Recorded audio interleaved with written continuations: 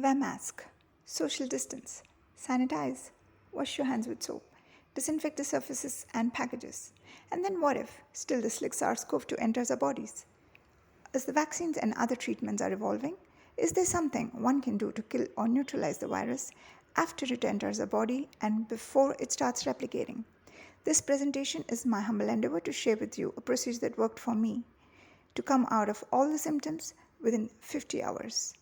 Glad to share with you a combination therapy that will help you to inactivate the virus and inhibit the infection pathway in the initial stages. Towards the end of this presentation, I have shared in brief few of the underlying research findings of these compounds' capability on binding with. Now coming to the procedure. The aim of this procedure is inhibition of COVID-19 infection pathway or mitigating the COVID-19 infection in the preliminary stages prior to virus replication in the body. This procedure contains inhalation of hot medicinal vapors of eucalyptus and neem. The basis or the research findings from scientific experiments I have used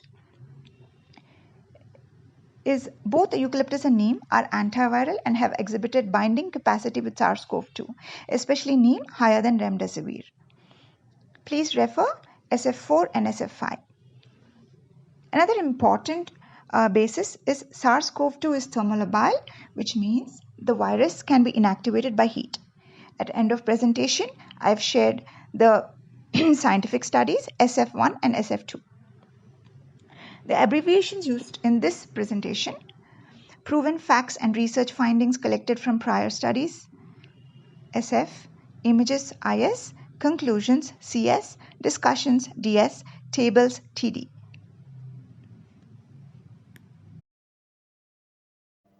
Prior to sharing this procedure, an important cautionary warning. This procedure is not an approved procedure yet. This procedure can be tried at your own reward or risk. People who can try this, people with an average health condition who can manage steam inhalation through hot water and an electric stove or a steamer. Please do not use a flame. People with no allergies to plant compounds, especially eucalyptus and neem. People above 18 years of age and below 58 years of age. People who are in the initial stages of the COVID disease with or without all the symptoms. You can try this procedure twice a day for 10 to 15 minutes. The same procedure at slightly lower temperatures and or using a steamer can be used for prevention once a week for around 15 minutes. As an abundant cautionary measure, this procedure is currently not advised for people with diabetes, hypertension, immunological disorders, any lung diseases such as asthma, pneumonia, or advanced stage of COVID-19 diseases, or any other comorbidities until further tests are done in controlled environments. Also, do procure medical advice prior to trying this procedure. The side effects and damage of steam inhalation versus COVID-19 damage has to be mentioned here. Hot air inhalation at high temperatures can cause cell apoptosis or cell death and or cell coagulation due to heat causing local cell damage. There may be scarring inside of the surface cells of the throat due to the hot vapors.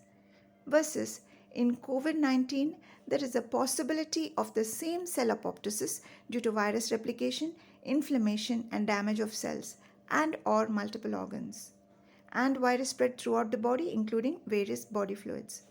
In April 2020, I developed this procedure and performed it all by myself with no human assistance due to experiencing all the symptoms and as a desperate measure. After that, I have done it around 10 times in a span of 2 months. Prior iterations have refined the procedure.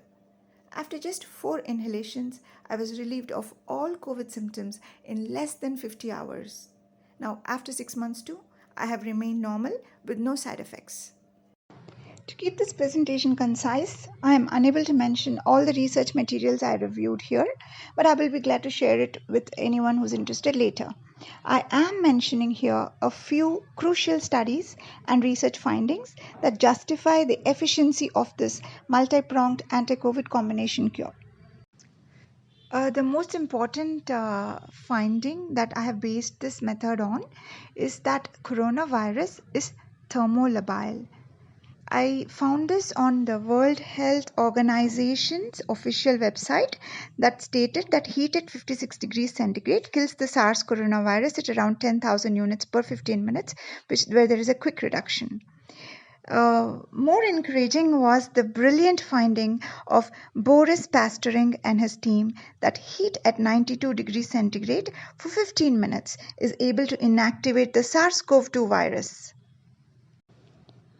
Deterrents to this approach were many opinions and comments online that I saw and heard about hot air inhalation being dangerous and or ineffective in controlling SARS-CoV-2. I did come across a few encouraging articles about doctors in India steaming and staying safe. So next I researched the dangers of hot air inhalation to the human body. I was lucky to find Esther elaborate study that painstakingly deciphered hot moist air tolerance of human beings at an average of 63 degrees centigrade and hot dry air tolerance at an average of 100 degrees centigrade. Added to this, the fact that in the saunas, the temperature is between 150 degrees Fahrenheit and 195 degrees Fahrenheit or 65 degrees centigrade to 90 degrees centigrade was extremely reassuring. Adding flavor to this method are findings of two Indian researchers and their teams. Shanmugam Subramanian S. from Tamil Nadu, India, had published a paper where he demonstrated certain neem compounds, especially malleacin anhydride, having double the binding affinity to SARS-CoV-2 as compared to remdesivir. Also, Arundev Sharma and Indrajit Kaur had published papers where they demonstrated gensenone and eucalyptol, two compounds from eucalyptus, having a very high binding affinity to SARS-CoV-2. I'm extremely thankful and grateful to the authors and their findings that I have shared in the references list in this presentation. I'm looking for collaboration for further research in this area of preventive medicine that I believe in. Anyone eager or passionate about natural cures and phytochemicals, please to connect. I am looking forward to a fact-based or evidence-based discussion. Now an earnest plea to fact-checkers who close doors quickly on possibilities. I request you to think through what I'm going to mention now. My curious mind believes that absence of evidence does not mean evidence of absence. Most of us are following all the precautions advised by the World Health Organization, but still the virus is not eradicated. Does that mean we throw the good practices away? No, as we comprehend the logic and reasons behind the advice. Definitely, they have helped to keep the spread of virus in check. Hence, getting a couple of opinions from experts with experience are just opinions. Only if there are scientific experiments and or controlled trials conducted where a finding or a practice has been approved or disapproved, it is considered evidence. Currently, we are in the process of testing this on a larger scale. In the interim, if anyone wants to try this, hope this humble endeavor of mine will help many people from progression of COVID-19 in their bodies and prevent damage and pain. Arogyame Mahabhagyam is an Indian saying that translates to good health is great fortune, or can be interpreted as freedom from disease is great fortune. Wishing all of you both good health and good fortune, this is Deepthi Vijivura with a namaste from Chennai, India.